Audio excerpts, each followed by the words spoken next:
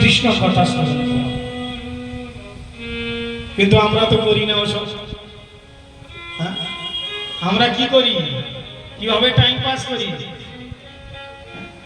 আমরা নতুন মুভি দেখি, ফিল্ম দেখি, সিনেমা দেখি। আর ওই ছেলে বড় হয়ে কি হবে? ঢিসুম ঢিসুম দেখেছি। আর ঢিসুম ঢিসুম কি করবো? ওই মা বাবার পিঠের মধ্যে দেখেছো তো? ওর মধ্যে ওই গুণ এসে যাবে। জন্ম নিতেই গালি বলো শুরু, জন্ম নিতেই গালি বলো শুরু হয়ে গেল। ভাই, সংস্কার আছে আমাদের এখানে, 16 সংস্কার।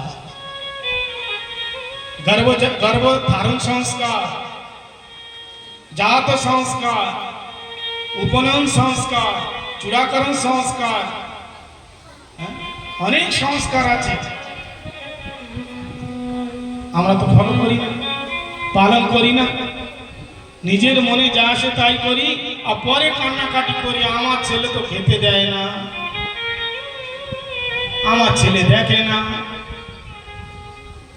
দেখবে কোথায় থেকে? খেতে দিবে কোথায় থেকে? তাকে তো ওইভাবে তুমি তৈরি করেছো। এই জন্য শাস্ত্রের মধ্যে বলছেন প্রথম গুরু হলেন মা আর বাবা। মাতৃদেব বাবা, পিতৃদেব। আচ্ছা, আর একটা প্রচলন আছে, এই মা বাবা গুরু প্রথম। আমরা বললাম না, আমি বললাম। লোকে কি বলে? লোকে বলে আরে ভগবানের পূজা করে কি হবে, মা বাবাই ভগবান। বলে কি না? জোরে বলুন। মা বাবা তো ভগবান। আরে ভগবান ঘরে পড়ে আছে, আরে বাইরে ঘুরে বেড়াচ্ছি ভগবান ভগবান করে। ভগবান তো ঘরে পড়ে আছে। আর ভগবান ঘরে কি করে পড়ে আছে জানেন? মদ খেয়ে মাথা বুঝে পড়ে আছে। কি করে পড়ে আছে ভগবান? মদ খেয়ে। বলে কি রে, তোর বাবা কি করে? কাজ করে? বলে করে না। বলে তাহলে কি করে? বলে সারাদিন মদ খেয়ে পড়ে থাকে। ভগবান কি এটা? ভগবান। ধ্যান দিয়ে শ্রবণ করবে।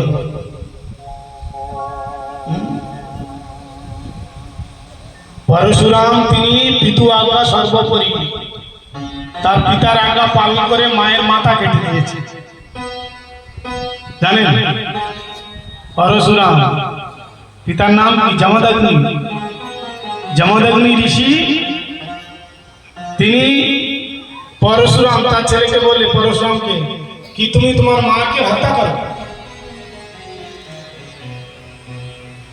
বাবা বলেছে পিতু আজ্ঞা সর্বোপরি।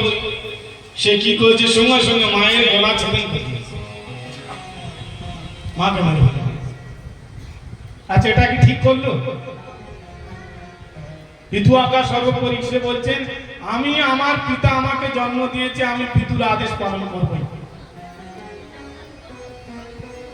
পিতু আজ্ঞা সর্বোপরি। তো পরশুরাম কেন করলেন? কারণ পরশুরাম জানে যদি আমার পিতার আজ্ঞা পালন করি, আর আমার পিতা হচ্ছেন তপস্বী, সর্বসমর্থ, সে প্রসন্ন হয়ে আমাকে বলবেন বেটা তুমি আমার ইচ্ছা পূরণ করেছো, তুমি বরদান মাগো। কি বরদান মাগো? আর এরকমই হলো।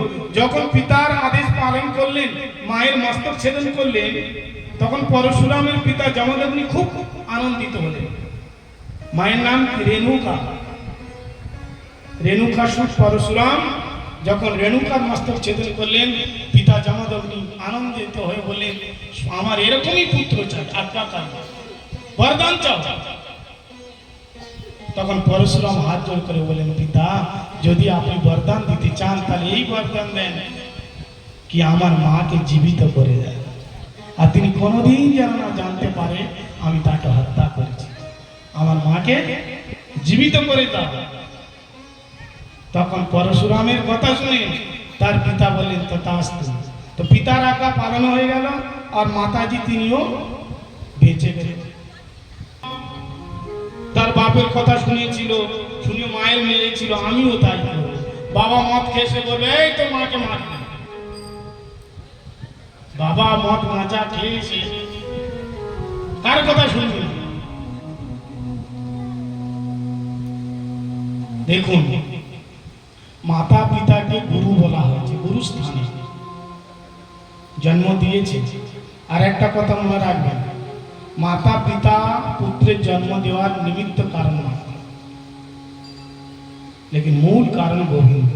যদি মাতা পিতার সংযোগে পুত্র জন্ম হতো তাহলে কেউ আর বান্দা হয়ে থাকতো না।